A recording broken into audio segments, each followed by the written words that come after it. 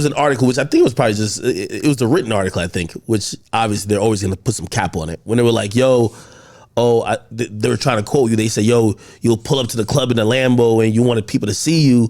And I was like, I'm going to be honest with you. Like, I could identify to some parts of that, maybe not to that extreme. There's a thing, bro. Like, it's like, it happens with some of my family, with just brown people in general. When they like educated and they look at someone like me, they're like snarky towards me, blah, blah. And that interviewer was a literal fucking scum. Like a fucking interviewer is like, he's an overeducated guy. He fucking, from the beginning of just look at the connotation of how he's talking. Yeah. He's like, oh, he's scoffing down shrimp. He's hot in his jacket. I know he's sweating. I wasn't, bro. Like, I'm smoking weed. Like, you jealous almost. Makes you kind of seem like you're an asshole, then right? I said, this is what I said, word for word, for the fucking record, to clear the record, bro. I'm not a thirsty bitch. So when I said, oh, when I come out of Delilah's and I go to my Lambo and they don't take no pictures, I'd be like, oh, sick. Like, they don't know me yet. Like, I'm still low. He's twisted the words and said, I get sick. I don't even speak like that. He's a bitch. Hey, like, he's a hater. Like, you know what I'm saying? I got cousins like him. You know what I'm trying to say? Well, that's why I think text interviews, a lot of controversial shit comes out in text interviews. Yeah. There's no proof of it, right? And also context matters. Like, again, you know, you're from Toronto. Like, you talk a certain way and also your background, right? If he's writing that down on a paper, especially if culturally he doesn't get everything you're saying, so you probably say, yo, be like, yo, this is sick. He probably like, oh, I get sick, which is, you know, he just doesn't understand the culture. He don't like me. Like, I could just see it from his energy that he's just like smirking, and he's like one of them educated dudes that's mad that I got more money than him and I'm living an easier life doing what I like, and he thinks I'm dumb or something. But fuck, I figured shit out that you didn't figure out, and now you'll never write another article with me again. It is. You don't come across every time I've seen you talk. You don't come across as like pompous or arrogant. What do you think he kind of got? I was wearing a big ass like fur jacket, bro.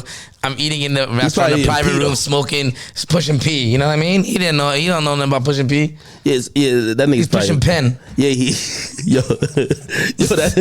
that nigga's probably in Peter, man. He probably seen you with the fur and said, "Oh hell no." Right. Damn. He's like, I know he's sweating. You gotta read that shit again. You'll be like, yo, he's a hater. Yeah, no, he was going there. I'm like, damn, like, yo, I'm like, this is, well, for me at the time, I'm like, this is a perfect article right here. But, yo, truth be told, though, so I was also like, you know, I thought about it in a literal sense, though, right? In the sense of kind of going through the phases of transitioning. And, like, I remember I have like a real clarity moment when I was just like, yo, a lot of people knew my name and my voice, but people didn't know my face.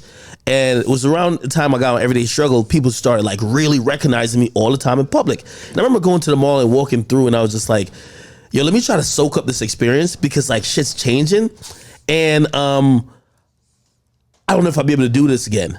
And part of me, like as time went by, I wasn't thirsty for fame or anything like that, but I was always curious to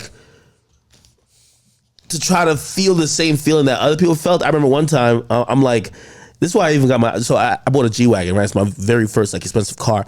And I was just like, this is before people knew my face. And I was just like, I kind of wanted people to know that I was successful. For sure. You know what I mean? And it sounds probably vain to a lot of people. It's an ego stroke, bro. You know? Yeah. I was like, yo, listen, I want people to know that like, yo, I'm kind of that guy. Yeah. And obviously in the moment, it definitely it filled that it filled that void or whatever the case is. Over time, you know, I've grown beyond that.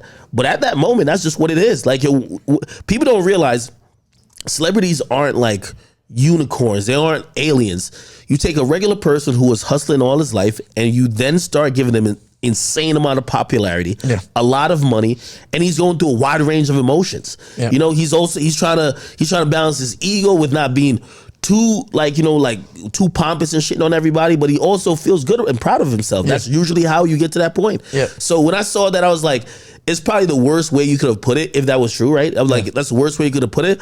But it's like, shit, I could imagine like, yo, bro, I'm Nav now. Even if it was what I said, which it wasn't, it's still whatever, bro. Like, what are y'all talking about?